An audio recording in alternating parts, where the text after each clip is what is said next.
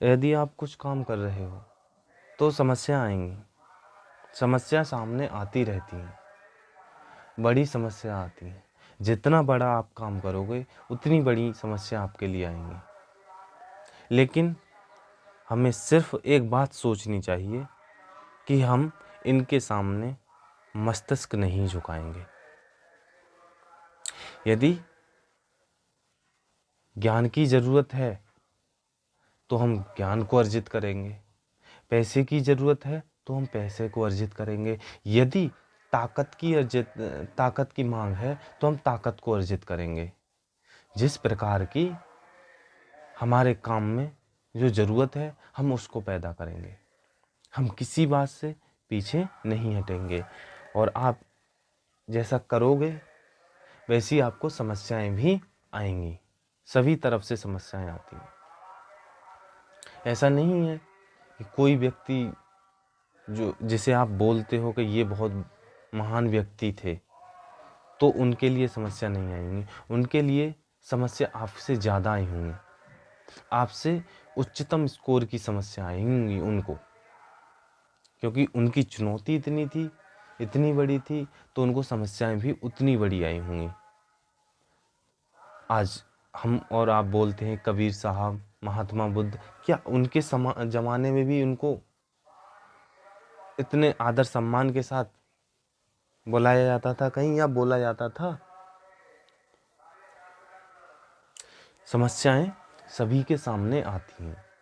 तो आप कहने लग जाओ कि भाई मेरे सामने तो ये समस्या थी इसलिए मैंने ये काम नहीं किया, इसलिए मैंने गलत काम को चुन लिया, तो ये एक अपने आप से चोरी है। इससे आप किसी का और का गलत नहीं कर रहे हो। इससे क्या होता है, इससे अपना ही मन खराब होता है, अपना ही नुकसान होता है। और ये भी नहीं है कि दूसरे जन्म में जाकर के आपको कुछ गलत नतीजा मिलेगा इसका। ये जिस समय आपने किया उस समय मिल गया। कोई व्यक्ति कहता है कि कोई तुम आप गलत काम कर दो तो बाद में जाके आपको नरक झेलना पड़ता है। नहीं, नरक और स्वर्ग ये अपनी मन की मनोकामनाएं हैं। ये कोई ग्रह और उपग्रह नहीं है कि वहाँ पर नरक है और वहाँ स्वर्ग है। नहीं, अपने मन की मनोदशाएं हैं।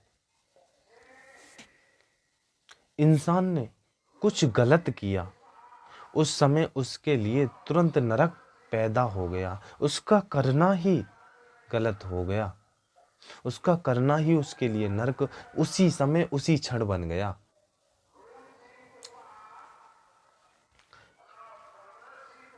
अब इसका मतलब ये नहीं है कि आप उसे प्रकट मत होने दो, लेकिन उसके लिए वो जो काम किया है वो एकदम नरक की तरह बन गई।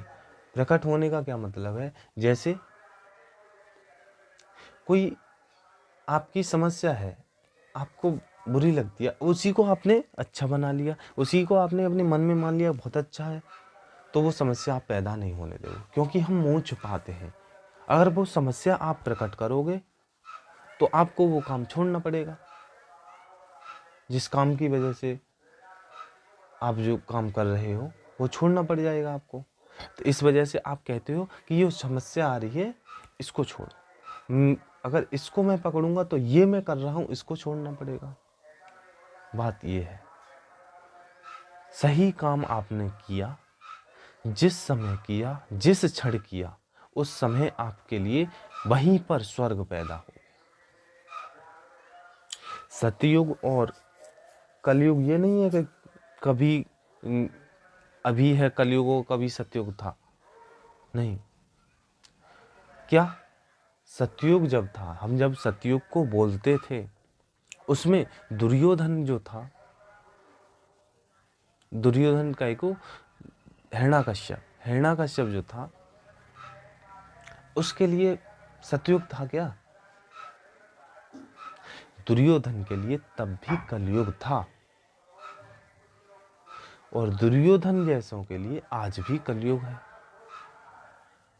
प्रहलाद के लिए तब भी सतयुग था और प्रहलाद जैसों के लिए आज भी सतयुग है। क्या प्रहलाद ने इतनी आसानी से अपने पिता से जीत पा ली थी? एक छोटे से बालक ने कितनी समस्याएं झेली। तो जितना बड़ा आप बीड़ा चबाओगे उतनी बड़ी समस्या हमारे और आपके सामने आएंगी, लेकिन क्या है, हम उनके सामने झुकेंगे नहीं। आने दो समस्याओं को, हम झेलेंगे।